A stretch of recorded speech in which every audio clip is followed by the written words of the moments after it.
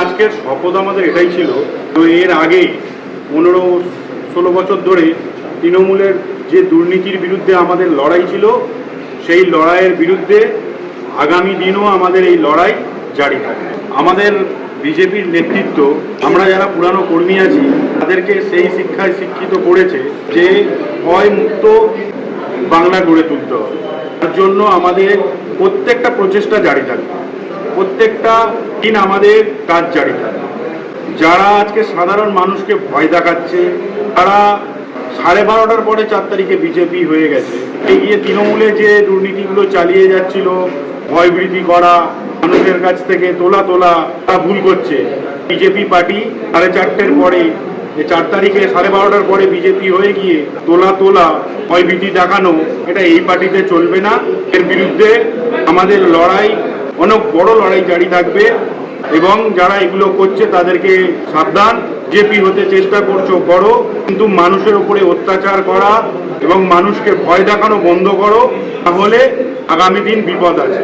কর্মী, বুথ সভাপতি এবং নেতা, এরা সবাই সবার সাথে মিল আর একত্রিত নিজেরা যদি আমরা নিজেদের দলের সৈনিক ভেবে কাজ করি, তাহলে আশা করি আগামী দিন দলও আরও ক্ষমতাশীল হবে, ভোট ব্যাংকও বাড়বে এবং সাধারণ মানুষকে আমরা যদি সম্মান করতে পারি, নিজের দলের কর্মীদেরকে সম্মান করতে পারি, তাহলে আমাদের দল 100 বছর বাংলায় রাজত্ব করবে। যে ভালো খারাপ ওই 3-4টে স্টেপে আমার রাজনৈতিক গ্রুপ বলে গেছে যে এই তৃণমূলগুলো আছে, তার 1-2টো ওই ভালো তৃণমূল এদিকে 12:30টার পরে বিজেপি হয়ে গিয়ে দুর্নীতি করছে, সময় মতো এগুলো আমার অনেক উচ্চ নেতৃত্ব আছে, তারা পরিষ্কার করে দেবে। উচ্চ নেতৃত্ব চিন্তা করছে এই বিষয়ে এবং আমরা চাইবো না পঞ্চায়েতে এখনো সেই দুর্নীতিগ্রস্ত, ভোটে না জিতে বা প্রধান এখনো পঞ্চায়েতে বসে দুর্নীতি করুক। আমরা চাইবো তারা তাদের ঘরে বসে থাকুক।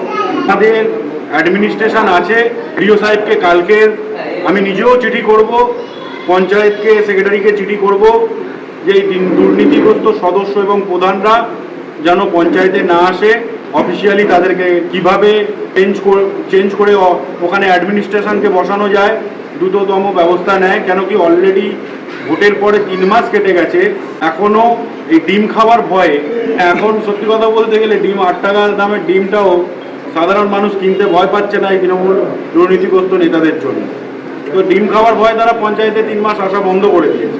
3 মাস যে সাধারণ মানুষ পরিষেবা পায়নি, এটা আর যেন বেশি দিন না হয়, তার জন্যই আমরা কালকে আমি নিজে একটা গণ ডেপুটেশনের মাধ্যমে দরখাস্ত বিডিওকে দেবো।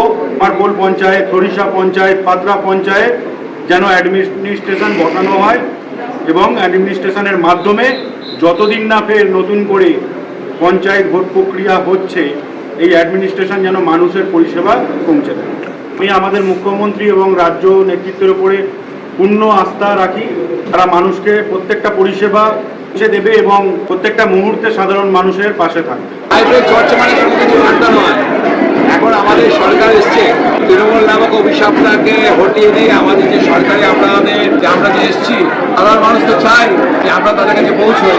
এই জন্য আমরা এই প্রতিটা জায়গায় যেখানে একটু সময় খুব কম, যে অভিষেক ব্যাগের বিরুদ্ধে তথ্য জোগাড় করে কেস করতে করতে প্রচুর সময় চলে যায়।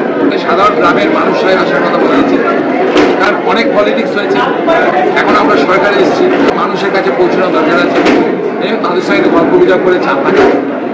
তো ব্যাপারে আমাদের মাননীয় রাজ্য সভাপতি পরিষ্কার করে দিয়েছে যে একদম কিছু বিচ্যুতি আছে, সেগুলো যদি রাজ্যে জানানো হয়। এর মধ্যে প্রচুর সংখ্যক লোকে প্রায় 800-র উপর সাসপেন্ড করা হয়েছে অনেকের এই উল্টোপাল্টা কাজের জন্য। আর যারা জানার পরে, যারা 12টার পরে যারা ভোট চেঞ্জ করে বিজেপি হয়েছে, তো তাদের প্রতি পার্টি সতর্কবার্তা দিয়েছে এবং দৃষ্টি রেখেছে।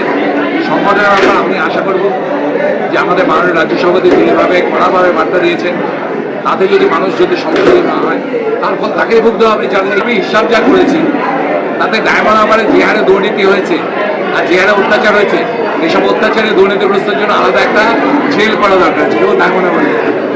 আর এর জন্য একটা বিশাল বড় টিম করা দরকার, কারণ এত দুর্নীতি, এত অত্যাচার, প্রত্যেকটা ঘটনা লিপিবদ্ধ করার মতন সেই রকম শুধু কারোর একা বা কয়েকজনের পক্ষে সম্ভব নয়। যেমন একটা যে আমি যে ফ্ল্যাশ করেছি, আমফান দুর্নীতি বা মাটি চুরি বা ত্রাণ চুরি বা সেবাশ্রয়, এর জন্য একজন পুলিশ অফিসার পক্ষে সম্ভব নয়, পুরো স্টেট অর্ডার করতে হবে। তো এই জন্য যা যা দুর্নীতি রয়েছে আমাদের কাছে যদি খবর আসে আমরা তাহলে সেই মতো স্টেপ নেব। আর আমি আশা করবো জনগণ এবার থেকে মুখ খুলবে। আর জনগণ এখনো অনেকে ভয় পাচ্ছে, তারা মনে করছে মুখ খুলবো কি খুলবো না। আমি তাদের কাছে আপনাদের মানে ওপেন বার্তা দিই, আপনারা যদি আমাদের না জানান আমরা তাহলে কী করে জানবো? মোদী জিনিসটা জানবে না, শ্রমিকরা জানবে না, আমরা জানবো যে কোথায় কি অত্যাচার হয়েছে, কোথায় কি দুর্নীতি হয়েছে।